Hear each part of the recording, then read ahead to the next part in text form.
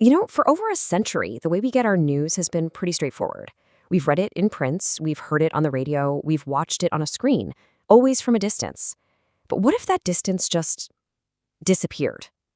We are right on the edge of a massive shift in journalism, moving from just watching the news to actually being inside of it. This is the world of immersive journalism, where reporters don't just tell you the story, they put you right in the middle of it. I want you to really think about that for a second. What if you could actually step inside the news? Imagine, you're not just watching some shaky footage from a war zone, you are standing on that street. You're not just reading about the confines of a prison cell, you are physically walking within its four walls. This is the whole idea, that leap from just seeing something to truly being there. And it's driving a complete revolution in how we tell stories. And this revolution, it comes with a really powerful, you might even say radical, promise. The idea is that VR isn't just another cool piece of tech. Nope, it's a tool for connection. It's a way to build a bridge of understanding directly from the person in the story to you, the audience.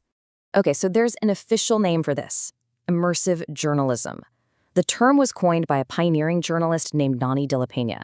And the key part of her definition isn't about the cameras or the headsets, it's about enabling first-person experiences.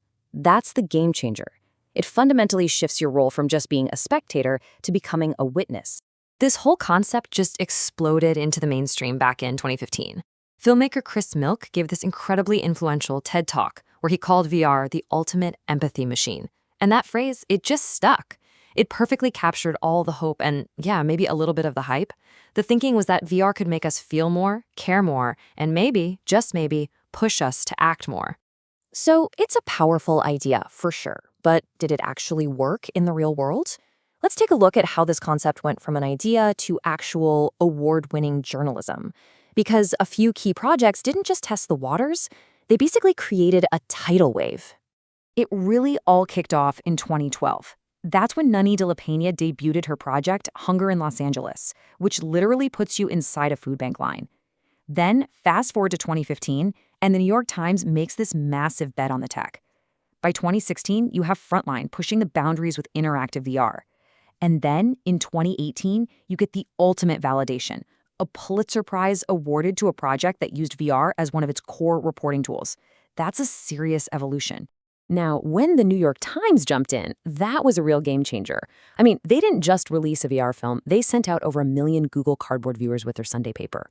They created a mass VR audience overnight, and their film, The Displaced, became this landmark piece that really proved this technology could build a powerful and empathic connection to people and places thousands of miles away. So while the Times was focused on getting 360 video to the masses, you had Frontline pushing the tech itself even further. Their project, After Solitary, wasn't just about looking around from a fixed spot. They used what's called room-scale VR. This meant you could physically get up and walk around inside a photorealistic reconstruction of a solitary confinement cell. It makes the experience so much more visceral, so much more real. Okay, all of this feels incredibly powerful, right? But here's the million-dollar question that journalists and researchers had to ask.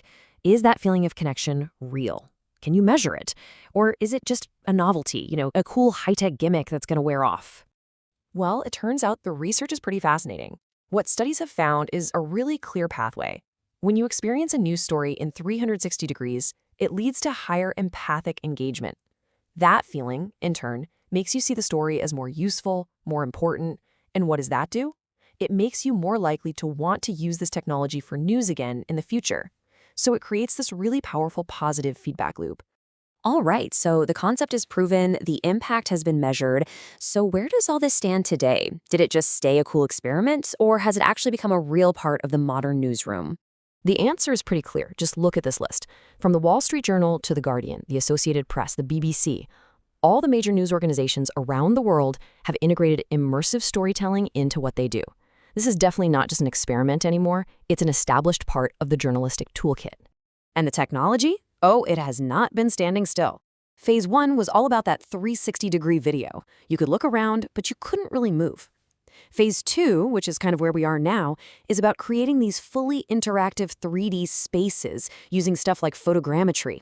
That's where you stitch hundreds of photos together into a 3D model. And Phase 3 is already here, augmented reality, which drops these stories right into your living room through your phone. But And this is a huge but. This incredible power to make someone feel a story brings with it an enormous amount of responsibility. I mean, with great immersion comes great ethical complexity. This isn't just a new gadget, it's a whole new ethical tightrope for journalists to walk.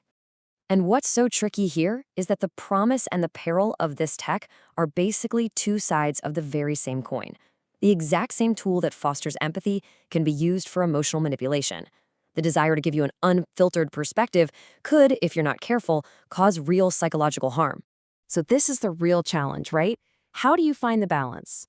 Journalism is supposed to influence us through facts, through context, but these immersive experiences can influence us through pure emotion, and that can sometimes bypass our critical thinking. So how do you inform somebody without unfairly influencing them? That is the central question. And this breaks down into some really specific tough questions that newsrooms are dealing with every single day. Things like, how true is a computer-generated recreation of a real event? What about the privacy of people who are represented in these experiences? Could you be causing psychological harm to a viewer? And are you being totally clear that what they're seeing is in fact a simulation? And all of this brings us full circle, from the journalist's point of view, right back to us, the audience. Because as this technology gets more and more common, that line between watching a story and actually living it is just going to keep on dissolving. So I want to leave you with this final, really important question to chew on. When a news story is designed not just to be understood, but to be felt, who's ultimately responsible for the truth of that feeling? Is it the journalist, the tech company that built the platform? Or is it us, the newly immersed audience? That's a question we're all going to have to answer together.